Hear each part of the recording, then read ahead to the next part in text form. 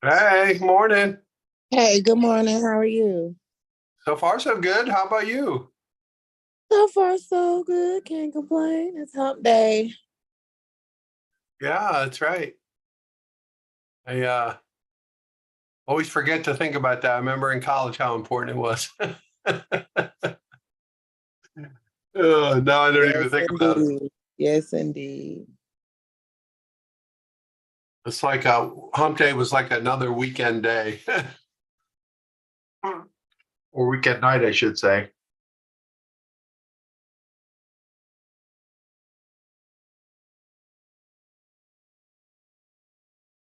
What's new in your zoo?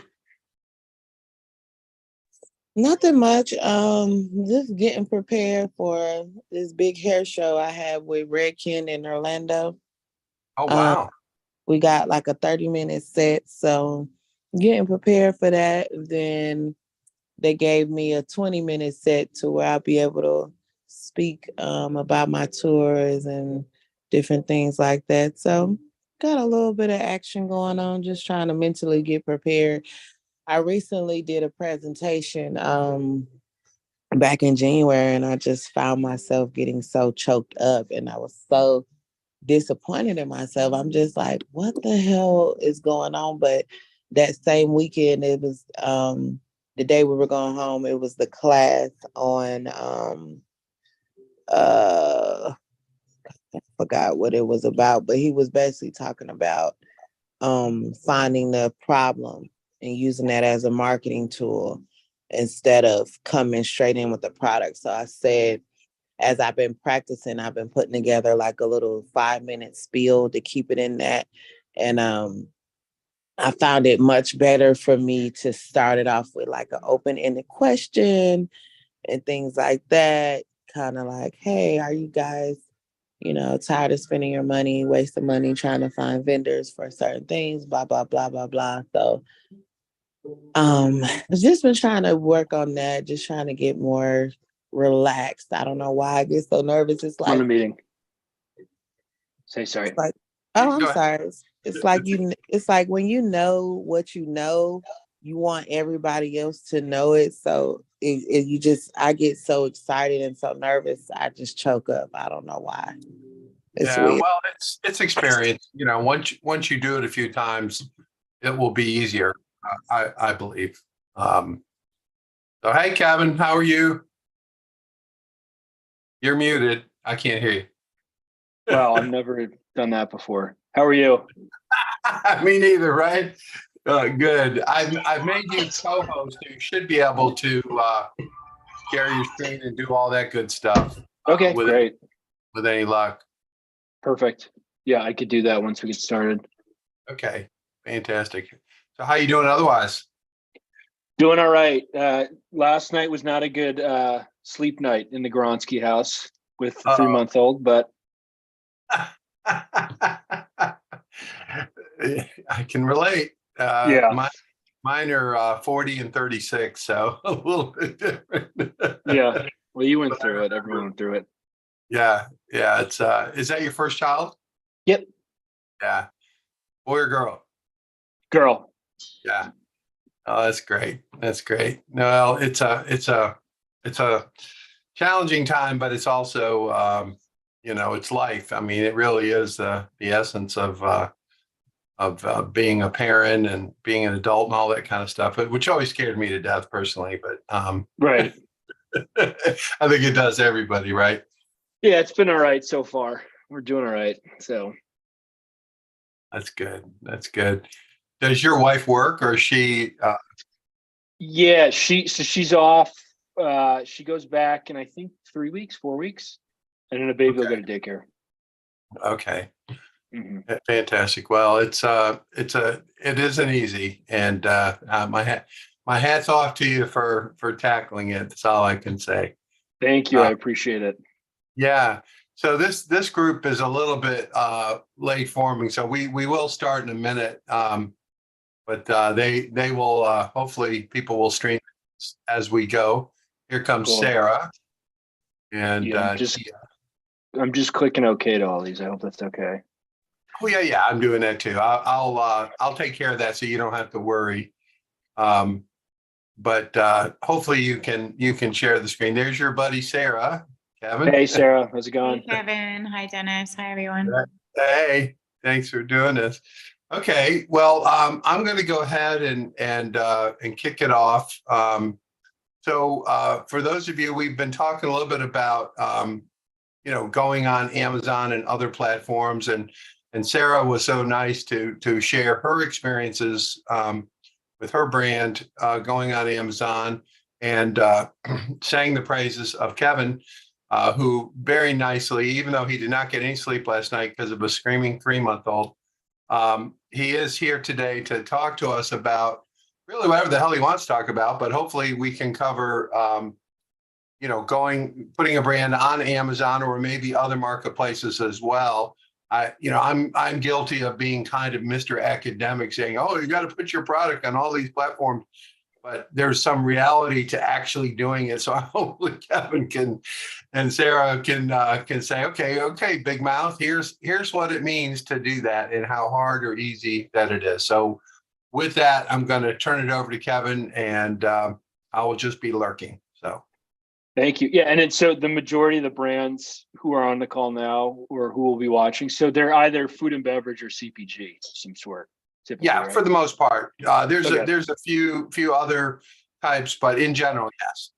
Okay, got it. Yeah, so and then this should apply to everybody then. And anyone who's in retail too, there's extra elements of it that'll make sense. But yeah, like essentially what we do, so this company's been around, I started in 2018.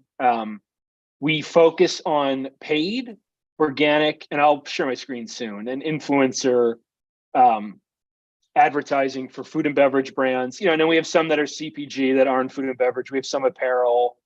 We have other brands that are kind of close in CPG as well. But it's all anything that those brands need online. We could typically take care of outside of, like, we don't do SEO and we don't do website building. So when I categorize, what we do for brands inside of, the paid media aspect of it and the organic aspect of it, it's always, I look at Amazon as its own thing. It's its own marketplace where you could sell on Amazon. There's the direct to consumer portion of it, and everybody uses different, synonyms when they're describing this, but the direct to consumer portion is driving sales directly on your website. And that would include advertising on Google, on Facebook, which, people might make fun of it, but a lot of people still buy on it. Instagram, Pinterest, the new one that I'm not the biggest fan of, but does well in some aspects, TikTok. So it's Amazon. And then we look at it as D2C, which is directly through your website with those platforms I listed.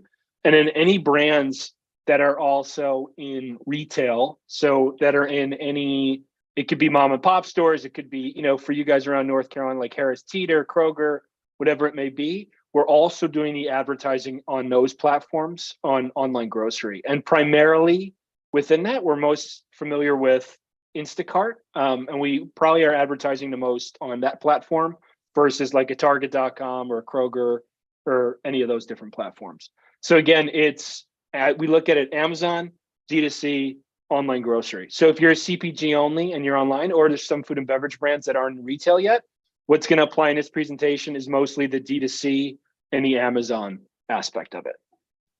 Cool. I'm going to share my screen now.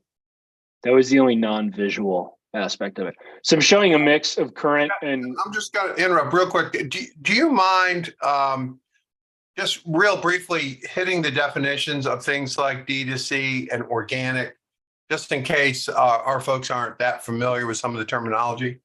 Yeah, sure. So D2C is direct to consumer. So it's going, again, directly through your website versus any kind of third party. Amazon's technically a third party, and it's big enough in our world that we have it as its own section. But yeah, D2C is direct to consumer, going through the website. When we say organic, what we mean is, and I'll show you soon, is we do a lot of paid social advertising, and it's not the paid side of it where you're serving ads to people. It's your Instagram handle. So when people go to that and they look at what content you're posting there, they go to your TikTok, and there's some organic stuff too on online grocery and Amazon which we'll talk about shortly. But basically, organic is no paid promotion. The paid advertising obviously is putting dollars behind it to go in front of people. And then anything influencer, is working directly with people who have followings. I'm pretty sure everyone's familiar with that on this call. And we'll show some examples for that as well. Cool. And I guess, the first place to start with too is what we do in Amazon. So on Amazon, there's two aspects of it. It's, revamping the listings that people come to us with. Say they've been on Amazon and are saying, we don't know why we're getting sales. We'll look and they have no description. They don't even have any imagery that is appealing to consumers. They're not leveraging lifestyle imagery. It looks bland. And then what we'll do is we'll recommend to them some best practices. We'll tell them, here's what you need in your headline based on, what people are searching for your product.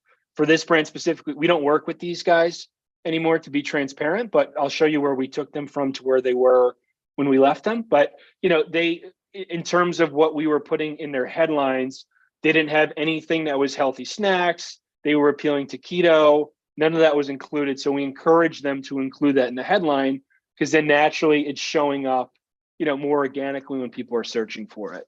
And again, all this content that you see on this side here, none of this was there. So what we encourage them to do, and what we've done with other brands too, is make it more appealing to consumers who have no idea who you are. So if somebody was searching for, healthy cookies, which a lot of people do during the month of January when everyone's trying to be a little bit more healthy, they go to this brand and they may not have heard from them, but they could tell it's a more credible brand based on some of the information they're seeing. They have a nice comparison chart here to kind of show why you should try them and not other brands. There's influencer videos that we helped put together that's here. So point being is, one part of Amazon that we take care of is the organic side of it in, revamping the listing, making it more appealing, making it skew better towards the algorithm favoring it by putting certain keywords in it.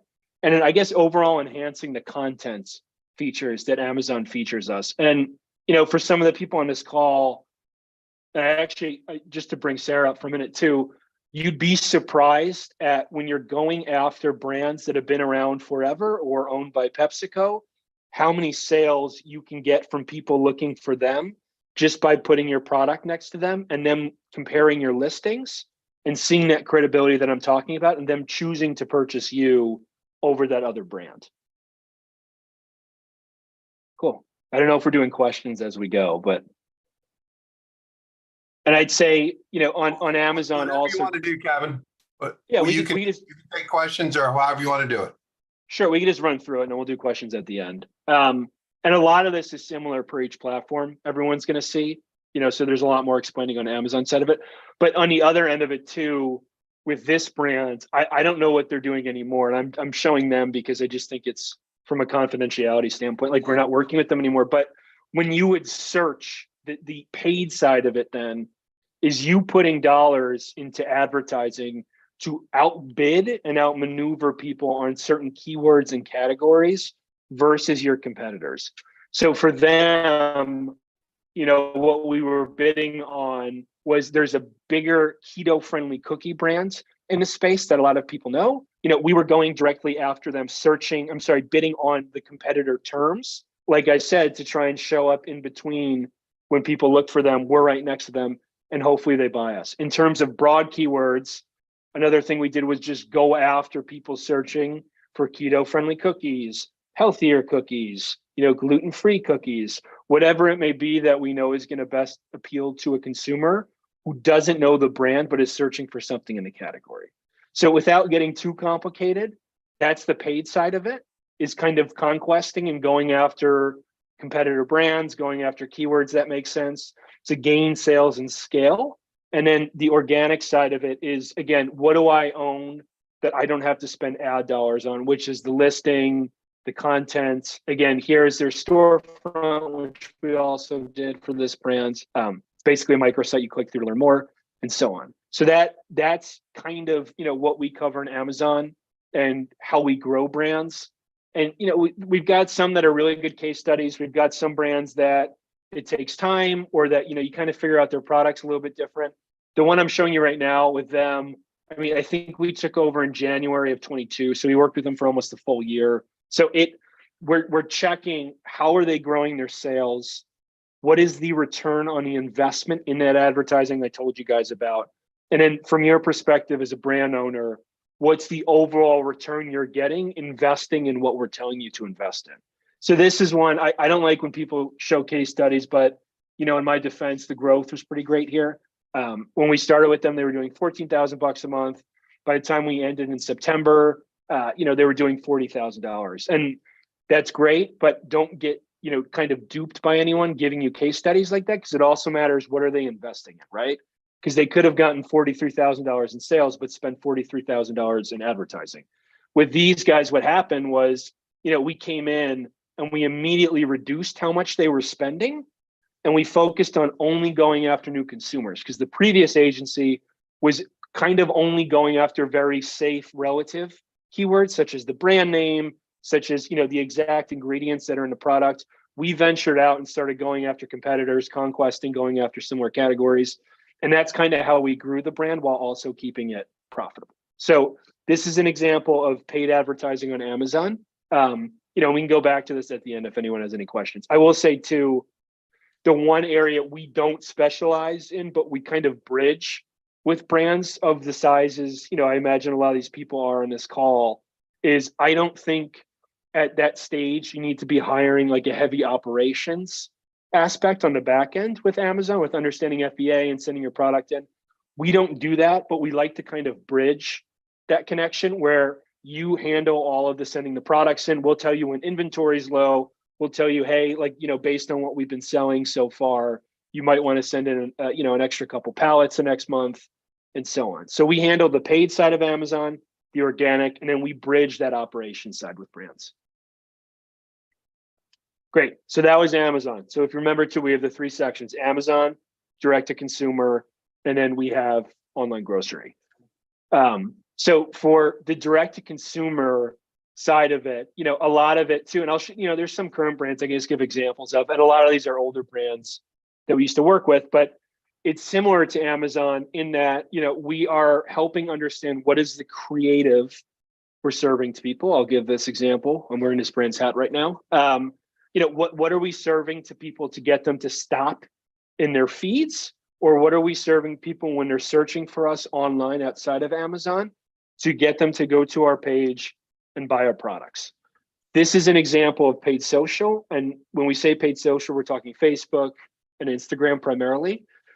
This is an example of an ad that we ran during the holiday. So it was encouraging people, to gift for somebody, maybe take advantage of buy for themselves, but to buy, this steak for somebody that they know it could be a good gift for. So we spoke to that language to them in this ad. You can see in the headline here, we have the ad that we helped put together. And what our job is on paid social advertising is convincing people who meet the consumer profile, but aren't actively looking for something, to kind of gauge interest and then get them to purchase it. So in this case, with this brand, we were going after people who, for example, interact with, barbecuing. I think Big Green Egg was one of the ones that did really well, who used to order from Omaha Steaks. Just prospecting these people saying, hey, we know you're into steak, whether it's you buy it for somebody. Now check out this ad of this brand, and we're going to tell you why you should buy from us.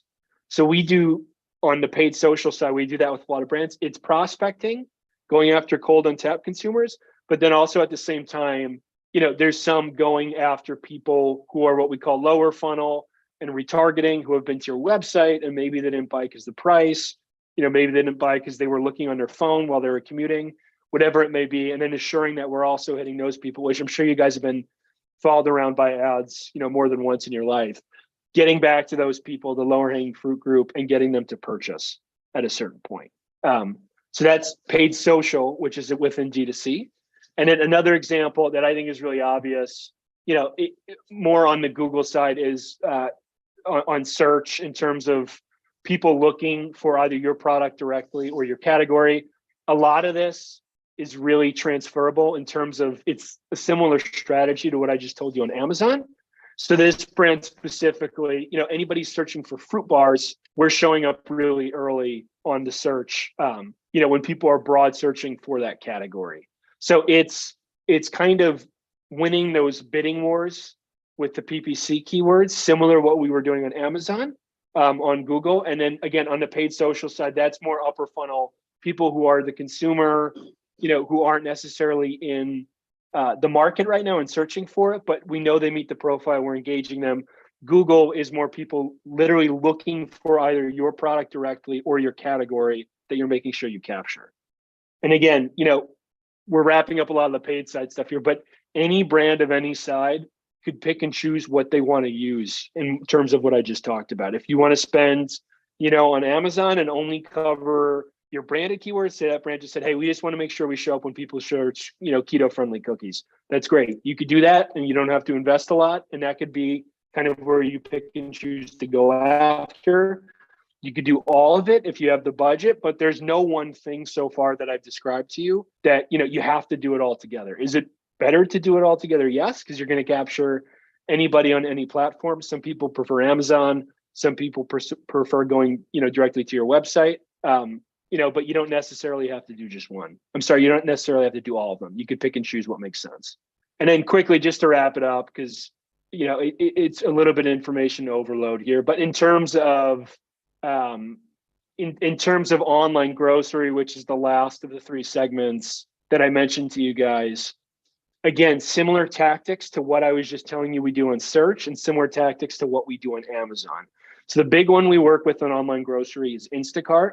And on Instacart, instead of assuring we're showing up and we're competing in our category when people are searching for us on Amazon, it's almost entirely transferable to what we're doing on Instacart. So anybody searching for, again, I'm using this keto-friendly cookie brand, but anyone searching for their products in a store where they're trying to order an Instacart grocery delivery from, we're bidding on those keywords to assure that we're showing up before other brands are, or again, going after competitors, and you're able to easily scale sales on Instacart and other online grocery platforms, similar to what you could do on Amazon. So it's, without getting too into it, again, and I'm just showing examples here. And what some other brands do too is, they'll run paid social ads that are geo-targeted to people to tell them, hey, we're in Publix and you could buy us and we're on Instacart. It's kind of fuel to the fire of what we do on online grocery, and it's more omnichannel in terms of putting everything together. But the basis of what we do on Instacart and online grocery is the PPC portion of it, making sure you're showing up, making sure people can find you when they order, and then also scaling and going after competitors. And that's pretty much it. And I would say, outside of that too, I mentioned influencer and organic. I would bet everybody on this call has is more familiar with this aspect of it versus everything else. But again, I think we're really good at finding influencers that are cost efficient, leveraging their content, not just on, organic social, using it on Amazon, like I mentioned, using it in paid social ads, using it across different channels. I'm on my handle right now, not on theirs. I'm just showing examples. So you see the comments from my mom on the bottom, but this gives a good idea of, here's how we leverage people who, in my opinion, like I said, are cost efficient to give their consumer angle on how they use the product. And then this type of UGC, user generated content style, is highly converting at this period of time. 10 years ago, when it started, not really. Right now, people are kind of looking for like an in real life feel from influencers. And that's why we're leveraging them to show them like, hey, we're a real product and real people use us. Great. I feel like I've been talking a lot, which I get uncomfortable with sometimes. But that, and again, to finalize it, the organic part is just managing the handles. So we have a lot of brands where we're managing their posting, the science behind when to post, what to put behind it, what headlines to put in, how many times to post a week, all that kind of obvious stuff we figured out, just by working with a lot of brands on it. Kevin, can you talk a little bit? This is fantastic. Personally, I didn't know a lot of this. I've heard a lot of the terms and didn't really know how it all worked together. Can you talk a little bit about how you do creative. I think one of the things that we struggle with in our class, and this type of business, I guess, is they're working their ass off trying to produce the product in many cases, or Right. how in the hell do you do this creative and make it look good? Yeah. So the first thing I want to point out, because somebody who started, in advertising and interning at agencies and working at bigger agencies in Chicago, the cost of content now compared to what it was is not even remotely comparable. So like I said, the advantage small brands have now is consumers don't want to see like a $10,000 video shoot anymore, right? They don't need that to convince them. They're fine with their favorite influencer and their phone. It's crazy to say, and it's more effective sometimes. Filming, themselves talking about the product, filming a recipe style. There's other agencies that do UGC also as well.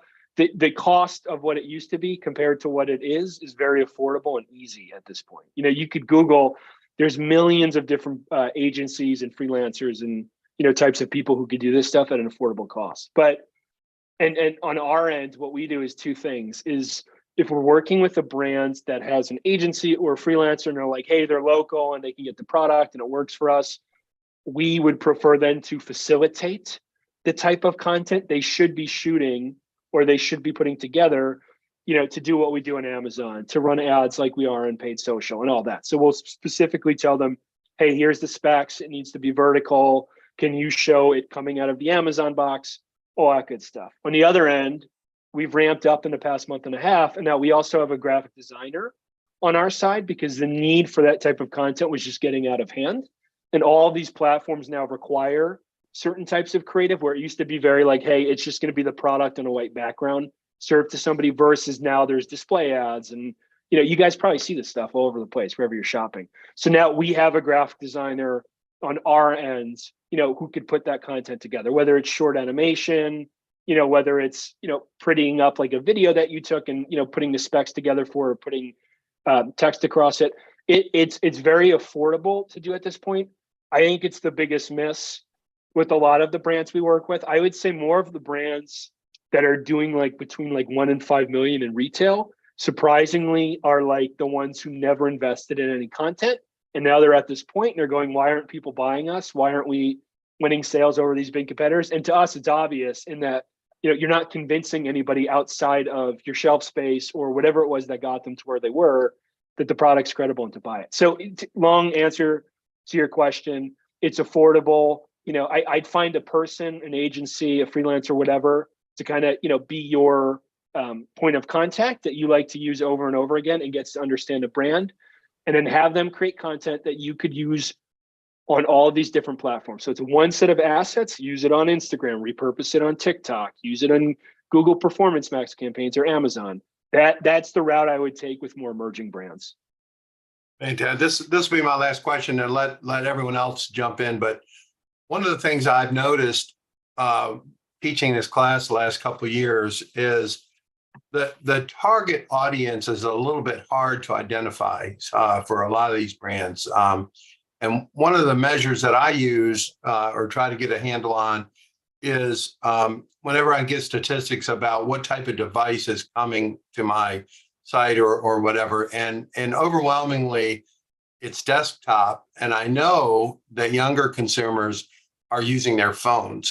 So I just wonder if you have any comments in general about reaching audiences maybe beyond the ones like you said, though, how'd you get to where you got? Well, I sold all my family and friends, and now I gotta expand. So if you could talk a little bit about how do you do that? Yeah. So that's the problem that happens sometimes too, is brands will be like, oh, who's buying our products? And it's like, well, you got to give us, we need the parameters from the brands. And that's the problem with us not being like a branding agency or a research agency, is that like, we're not doing these types of tests with you. You could test in the paid social ads, and in Google, we could tell you like, hey, people searching for this product are buying yours instead. Did you ever know that was an affinity, for your product, and your consumer kind of is interested in that?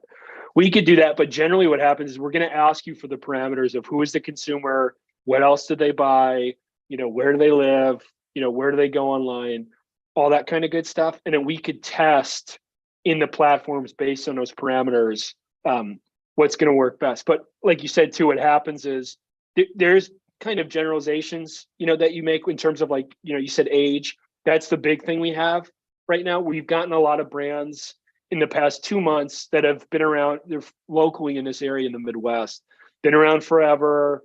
Everyone's parents will know who they are. They're having a lot of trouble with, attracting, their kids or their grandkids now to buy these products. And like you said, the tactics are going to be different because now you're shifting the parameters on us, right? Instead of a 60-year-old in the suburbs of Chicago who would know what this is forever, now you got to find something to attract, the 18 to 25-year-old, and that's different platforms. So instead of Facebook, that's TikTok. Instead of content that just shows what the special is that week, it's something user generated of an influencer, eating the product type thing. So again, it goes back to, in terms of targeting, what are the parameters? We tell you typically what works best in the industry based on those parameters. And then we test within them to tell you, okay, now to get more granular, here is, again, the keywords that work for this group versus that group, and so on. Fantastic. All right, guys, time to speak up or forever hold your peace.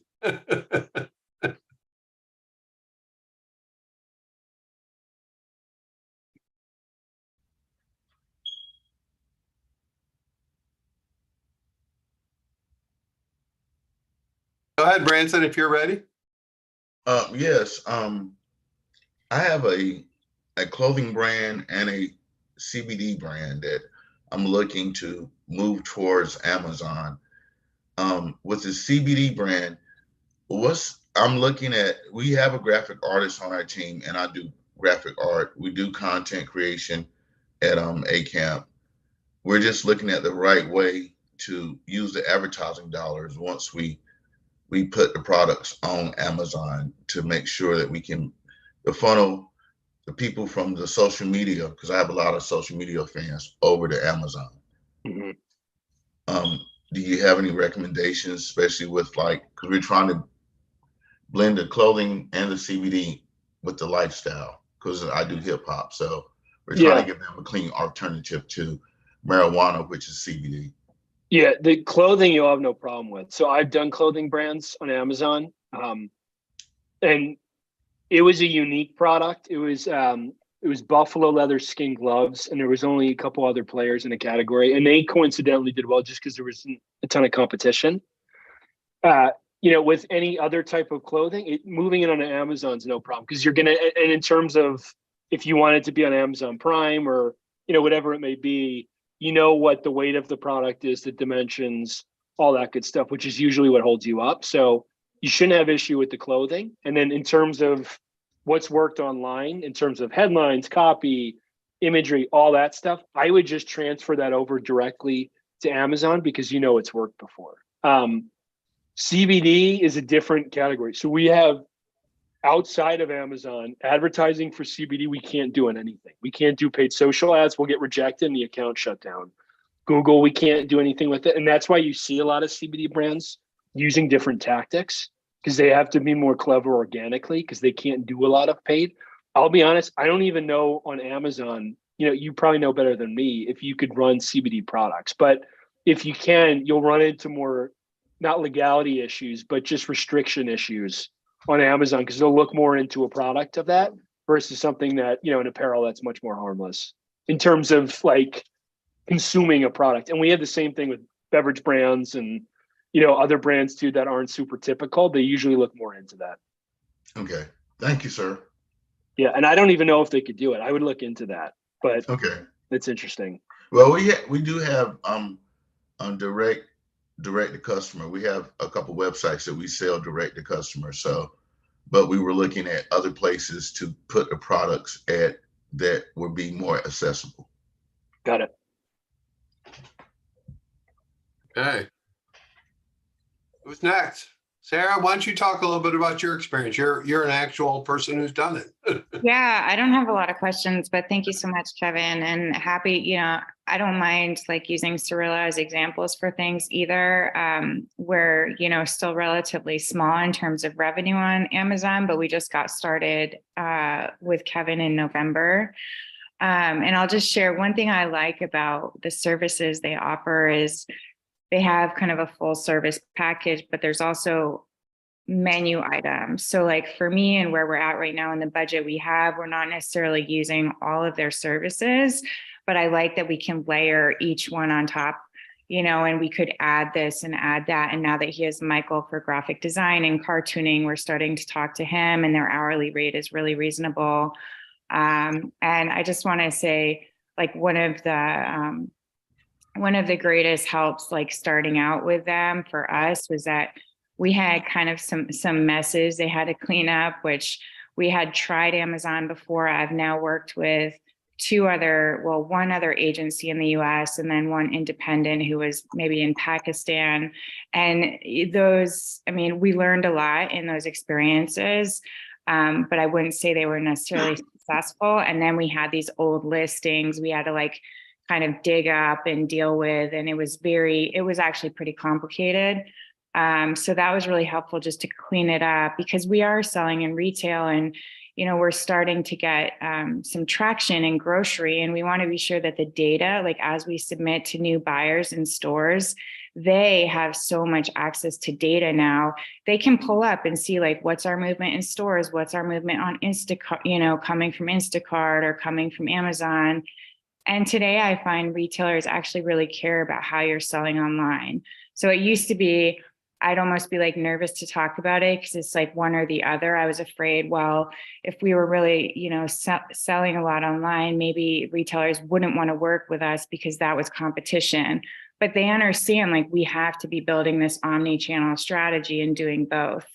And to show, how our e-commerce efforts are actually supporting the brand building and reaching consumers before we're even in the store. So I just want to be sure like my data looks good and the listings are clean. We also were able to get a grant as a certified woman-owned company for Instacart. So we have, I think, $1,200 a month now we can spend on Instacart ads through that grant. So, we're not doing a ton on Instacart yet, but that's new to us. Like I hadn't even really thought of it. I didn't even really fully understand how it worked because I'm not an Instacart shopper.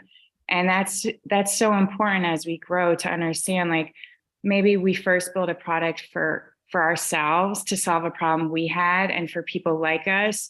But as we grow to like open our mind up to, hey, like actually there's a ton of people using Instacart who maybe have different daily habits than me. And how can we be sure we're meeting them where they're at on any given day? Right. How did you find the Instacart grant? Did they contact you or did you dig it up somewhere? It's on a website. So we work with Instacart directly too. So they tell you to tell people about it. I'll send you the link right now, actually. But yeah, and Sarah, thank you for all of that too. I appreciate that. Yeah, and the last thing I'll say, I might have shared this in our class yesterday, but I get inundated. I mean, we're a small brand still, and I can't imagine for bigger brands, we just get inundated with offers to like increase your revenue or traffic or followers or whatever it is. And people just like dangle that carrot in an email or LinkedIn message, like, we're going to get you X, we're going to 50X your revenue this month on Amazon. And like, I just wouldn't, that's a red flag to me, if it's like a real case study that someone provides, but if it's some introductory email, I just think there's a lot of international service providers right now that I'm sure some of them are amazing, but they don't understand, like, I don't think in my experience, they don't fully understand what we're trying to do in the US as a CPG brand in terms of this omni-channel approach, and that we have to work in tandem with the retailers. It's not just a straight like Amazon play that, we've got this online marketplace and we're selling to everyone and anyone. And then the last thing I thought of one more thing. I love that, when I meet with Kevin and his team every couple of weeks, they share like who we took sales from. And because it's like, it's so fun to see. I mean, last time we had a meeting, we actually grabbed a sale from a Coca-Cola buyer. I was like shocked. I mean, I'm not playing against, that straight soda consumer, but sometimes it happens, or, Right. Other notable brands. And that's good insight for me. I think, I didn't realize the integration between data from online being used by the stores. When I used to do this kind of stuff back before I got old, it was one or the other, right? In fact, it was a negative. If in some cases, if you were selling online, some of the stores really didn't like that. So that's a good insight that I didn't know that change had come about. Mm-hmm. All right. Anyone else want to jump in before we let Kevin get back to making millions? Yeah. Not for me, for brands. That's But right. yeah, I guess the last thing I'd say too, because Sarah brought up a good point. And we write blogs sometimes. So if you want to follow our company page too, it's Gawronski Food and Beverage on LinkedIn. And I do free blogs. I started doing it a year ago. And we started getting clients from it because I used to pay to do Nosh and BevNet and all that stuff. I'm writing one right now because Sarah, it drives me crazy when what you see brands that are in a good spot and they work with an agency or a freelancer. And there's people who've worked with us and it didn't work out. That's the reality of it. We want to make it work. But what I don't do, like Sarah said, is I'm not going to promise you crazy growth. There is an insane amount of noise in this space. I could tell sometimes when I tell people, we're 5 years in, so I think the credibility's there. But at the beginning, you tell some people what you do, their eyes roll and they're like, yeah, you and everyone else. But to Sarah's point, there is a lot of noise. Only do what makes sense for your brand, right? If you're seeing, everyone's, posting a TikTok that went viral and got 60, that's never going to happen, right? For this type of, I would just steer clear of that sort of thing. I would stick to what platforms, make sense for you. And in terms of where you're putting your dollars, because I imagine a lot of people are self-funding and a larger portion of people we work with are self-funding, than we realize it, is don't invest in anything that because your brand best doesn't meet your core consumer and where you think obviously people are going to buy the product the most. And when you do feel that way, then invest in that first, see how it works, and don't jump the gun on anything else. Just get your learnings from it. Is it good? Is it great? Is it nothing? Am I losing money from it? Understand the potential and then either invest further in that platform or look at other platforms. It's that simple. There's no magic formula to anything. It's just, I'd be very careful with, where you decide to invest your money. Can I ask? Go ahead. I know that my average consumer is far more likely to be on Facebook than on Instagram. Some of them do have both, but my demographic tends to be in the 35 to 60 range, as opposed to the true young folk. And yet I get a lot of pressure from entrepreneurial peers saying, well, but you got to do Instagram. And so I'm trying to improve my Instagram skills, but I got to be honest, I'm not entirely sure I've ever given $1 to Instagram or Facebook and seen $1 come back to me for that ad money spent. Right.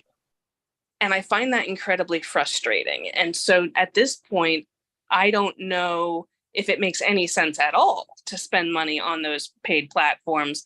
But if I was going to pick one, it still would probably be Facebook, because I have stronger followers there. They are my core demographic there. And I'm being discouraged at every pass in that approach. Yeah, you just met Kevin. Welcome. Go ahead, Kevin. I'm sorry. Yeah. So I think what I'd say to that is if you're hearing it, I mean, sometimes you're hearing things, there's a reason people are saying it too. So what I like to do, and it started with TikTok with us too. Everyone's talking about it. I'm like, oh my God, we got to add another platform. And that means we got to check it and all that. So from a paid and organic perspective, then we started putting little amounts in it. And then, it's been 2 years now. We figured out what it is and where it lives in the ecosystem of what we do. So if you're getting that pressure, I'd stick to what works, but allocate, whether if it's organic time, if it's paid money, maybe do 80-20 1 month, pick a month that makes sense. If it's your highest seasonality month, try it then, because you can get a real taste of what the potential is. The thing I'll say too, though, is I wouldn't spend any dollars until you're confident who you're going after, which I'm sure you are. And then what the content is also. Like, don't put paid behind something. Like, oh, we just got to do something, just put it out there. And I think Sarah would know this too. It's speaking directly to the people. Is the content make sense in terms of what the copy is that we're putting out there? Is it speaking to the use? There's a lot of science behind it. I'm not saying you're not doing this, but before you ever put dollars behind it, make sure it's the right content speaking to the right person. And then in terms of hearing other things you should be trying, like YouTube Shorts is another big one right now that people are saying to invest in. I actually agree with it. But again, I didn't, hear it from somebody and then message everyone and say, hey, you're doing this or you're going to fall apart type thing. It's, hey, start by repurposing TikTok content on YouTube Shorts. It's similar sizes and we don't have to invest time and money in it. See how it works. So a slow transition, long answer to your question, could work in paid media, organic media. And then you'll know, within a few months if it's worth it or not, is my opinion. Cool. Thanks.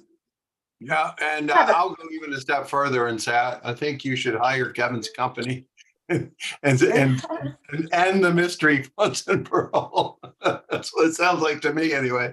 But that's just me. All right. Go ahead. Who is this? Hi, Lisa. Hey, I'm rushing, getting ready for my conference, but I missed some of the presentation, but I did have a question. I signed up for was accepted for the Amazon Business Accelerator, set up my account and everything, but I have issues with shipping my product because it's frozen.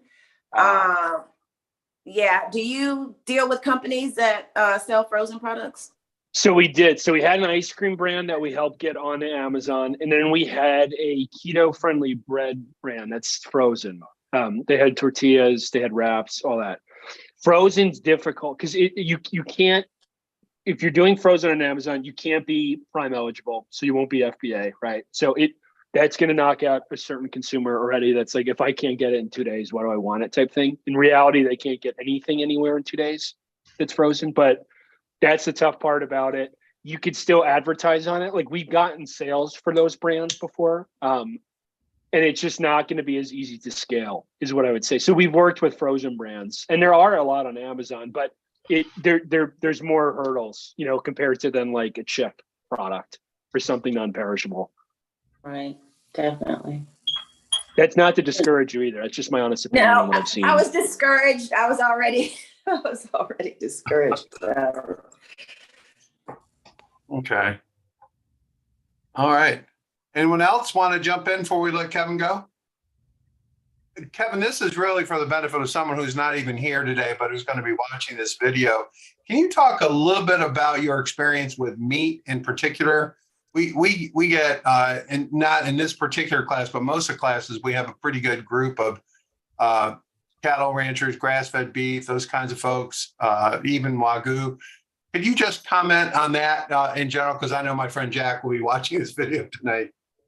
Yeah, well, we live in an interesting world too, because we work with a lot of plant-based type products. And I had steak last night. I had steak on Sunday. So I could advertise any kind of brand, but I think with those brands, again, if they're in retail, you could still push those products in retail. Like we work with produce brands too. It's not similar to meat, but it's different in terms of, Sarah's product is a beverage and it's got the UPC and it's a different world. But the retail side of it too, if you're in retail and it's packaged meat or whatever, you can still do online grocery. I showed some examples of awareness ads we do for brands in public saying like, hey, you live 10 minutes away and you're a healthy person and, try this prepared meal that's in Publix right next door.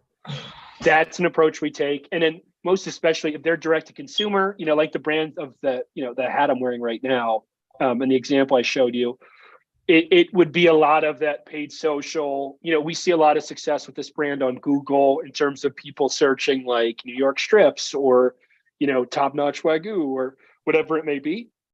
So it'd be a lot of strategizing in terms of, again, if they're in retail, if they're on direct to consumer, and then within direct to consumer, it'd be paid social, it'd be Google, it'd be YouTube Shorts, which are integrated with that, showing like recipe style videos. Yeah, a lot of meat brands are going to revolve around recipes, which is different. And we always say you almost end up going through even if it's high quality meat and there's something special about it, you're almost like going through the brand, through the recipe to get to the brand to show people how they use the product. But yeah, so we worked with brands like that. We do right now, and they could easily scale online. Fantastic. That's great. One of the things that in North Carolina, where we're located, there's 1,600 meat farmers or ranchers in the state, among the highest in the country. And a lot of them, when the pandemic first hit, a lot of them were kind of specializing on restaurants, delivering to restaurants, and they lost that so quickly. And there was a scramble to figure out direct to consumer. So we've seen, and produce also, and other products grown on the farm. But it's the big issue that always comes up, particularly when you're talking about frozen, is the cost of shipping. When you're shipping meat in particular, it can be very expensive depending on where it's going. One thing if it's within the states, another thing if it's across the country. So you have the issue of frozen. You also have the issue of cost. So these are things that folks have brought up to me over the time. So thank you for talking about that. Anyone else want to do a final question before we let Kevin get back to work?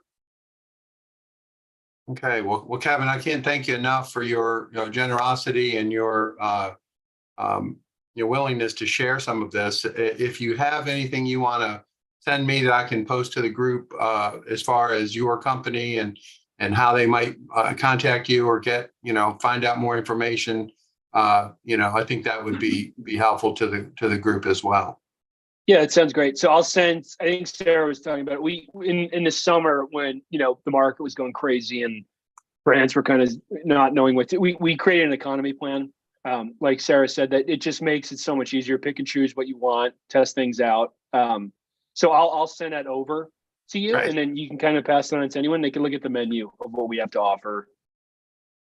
It's as an older guy, I hear a lot of these a lot of words, definitions, and I realize that I know very few of them are. So I appreciate learning about organic and paid social and all these things that I know at some level. I just don't necessarily know the labels or the how it's being applied. So that's really helpful for me. Thank you, Kevin. I really appreciate it. And anytime you want to come back, you just let me know. Thank you so much. Nice to meet everyone.